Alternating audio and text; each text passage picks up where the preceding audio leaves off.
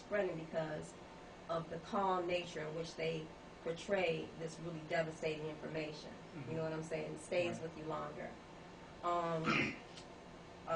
So one of the things, you know, I got a lot of stuff going on here. I got like 19 different things, but I think that to a large extent it's really important that we present a lot of the mundane aspects of society that get overlooked that's extremely racist.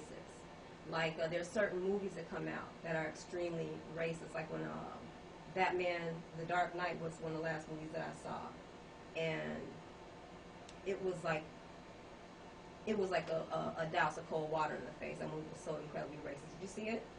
What was The Dark Knight, the Dark Knight, yeah, the last Batman. Did you see that? I saw some of it. Yeah. It was extreme.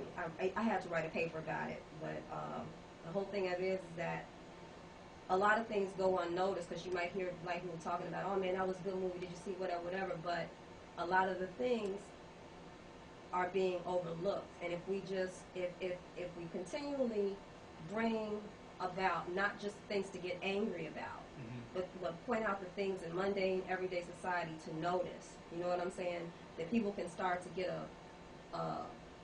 a fuller image of the scope of this racism. It's not just about getting mad at our leaders that are in prison. You know what I mean? When you start to look at the things that they put on you every day, you know, the things that you're looking at every day. My sister's an actress, and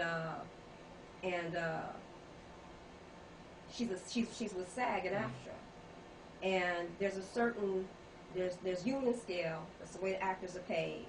You get paid, like with commercials. If you have a speaking part, you get paid like X amount of dollars. If you don't have a speaking part, you get paid like a fraction of that. And when you look at even commercials, and the black people that get the lines, and the white people that get the lines, or you know, people that are shown.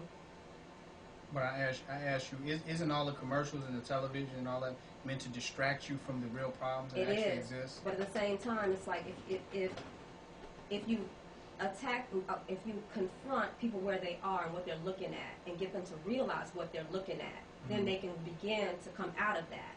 But if they're looking at it and they're not even really realizing what they're looking at, you know what I'm saying? Then you have nothing to begin pulling them back from it. You know what I'm saying? Because like say for instance, there's a Glade commercial that comes on, and they never show there's I don't know if you've ever seen. You probably don't watch TV, but I watch television. No, not at all. Right, that's good. That's really good. But there's this Glade commercial comes on, and it's these I don't know if you saw it. It's the women practicing yoga, and this one black lady comes in, you know, with three white ladies. You see everybody's face in the commercial, but you never see the black lady's face. You see her come up, you see her butt, but you never, they manipulate the camera so that you never see her. There's so many commercials that do that, but we just accept it. You know what I'm saying? And that's because they have a right to control their media. They do. But that's what we got to put our energy into, really developing our own. Exactly. Stop trying to regulate them. Not in regulate their own them. thing. Not regulate them, but get black people to realize or to even look at what's happening. You know what I'm saying? I say give them something else completely to look at in totality. Well, that too as well. Completely. Because sometimes with that, you tell some people the tornado is coming. The tornado is coming. This is true. The tornado is coming. You said it 3 times. This is true. They're still watching the same thing. This is true. But you know what? And it hits them. You know what I mean? Yeah. Because now you was talking about an energy thing. Yeah. You put out some energy. We put energy out to the solution of the problem. Now you're putting in that energy into some person that's just not listening. You done put some energy into somebody that's just not listening. So that tornado has to hit them. I mean, that's the reality. Okay. It's kind of hardcore. I hear what you're saying. Right. One more thing is that you mentioned Harriet Tubman about her going back and absolutely, but it's also interesting that later on in her career, she was actually hired by the government and working for the government.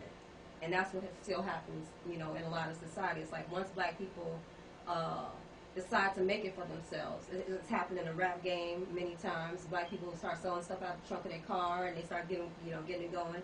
And then the white man sees that they made it, on their own. Then they want that energy, and they end up employing that energy for themselves. That's what happened with Harriet Tubman. You know what I mean? She got her freedom. She went back, got her freedom, and eluded the white man to such a point that they were impressed by her and ended up employing her in the government. You know what I'm saying? And that's a big. The thing about her is that if Huey P. Newton ultimately ended up dying on drugs, but that doesn't take away from his moment Absolutely. of awakening. So we're just pulling strength from where Harriet Tubman was at her most radical and revolutionary period. Absolutely. Meaning that I'm an old school Right. Harriet Tubman, not a new school Harriet Tubman. Right. You know, like Right. just an old school Malcolm X, right? Old Testament Malcolm X, not a New Testament Malcolm X. So Right. I think we can pull strength from revolutionary acts of people without holding them people within the whole context of everything that they did. Absolutely, but it's Yeah. also, absolutely, but it's also a matter of learning how the white man works. You know what I mean? And being aware of those pitfalls as well. Because once you do, how do you say, once strong black movies do start to happen, I mean, they always seem to infiltrate, generation after generation. We're not even trying to we know he studied. He's thoroughly studied. We want to dismantle him. I hear you. Dismantle him on all levels. I mean, Right. this is a spiritual, mental, spiritual, and then if need be, physical thing on a collective level. Mhm. On a community level. Man, when a community is free, a whole community is free, how much power does the police have rolling up in that mud? When a whole community is free, how much power do they really have rolling through the community? Who you talking about? I mean, if the whole community is free, Oh, absolutely how much none. power does the There police should have been some Absolutely sacrificial none. lambs Absolutely none. that Exactly. is really that was willing on the front line to take heads of these devils for the greater cause. And when take the heads, I mean when I say sacrifice, I don't even mean go down. Take their head and keep going. Take these devil heads and just keep moving. Get your freedom and just keep going. The But time some is of their coming. heads The time have is to be coming. taken. What's wrong with that? Because The I time mean, is coming. even you think to us the I'm not- justice. I'm saying just the justice of a situation where they play their schemes over there in Rwanda, and those people had a war, a tribal wars, family thing or whatever, but they were misled and deceived by some white, some European, to get the guns, to actually get the beef started. They played a part in that. And in that process, all that happened. So when we do one of them or 5 of them, it's like, oh, hold up, no, you know what I mean? That's not humanitarian. I hear you. And it's like, God. I want to say. Should we be mad though for the atrocities?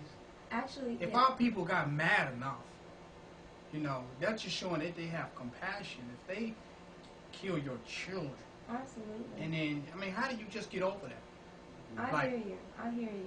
But Okay. you know what? I don't see. You should be mad if you care. If somebody smack your mama, you should not be unemotional. You should be emotional. If you're not, you're dead. You're not even human. Absolutely. That's what human is about. A human is feeling, is caring, is compassion. That's being human. Anything less than that is like robotic. Like they can just walk over you. You just should not feel nothing. They keep ripping our families apart and elevating our woman above the man in the family and turning our families against one another. And how are we gonna just keep not get mad about that? And we're gonna get mad. That's why we should know who to be mad at. Because if we don't know who to be mad at, then we will be domestic abuse. There will be black on black crime because we don't even know how to channel the anger to the person who literally has caused the mayhem. We need to know who to be mad at. There's a time to be glad and there's a time to be mad. And we got to know when we get mad, where to be mad at and who to be mad at and who to take, because he's the real reason right now. And I can say that, it's our fault or whatever, we got into slavery and, we could have did this and we could have did that and our people have been doing that. But who's enforcing? Black people cannot enforce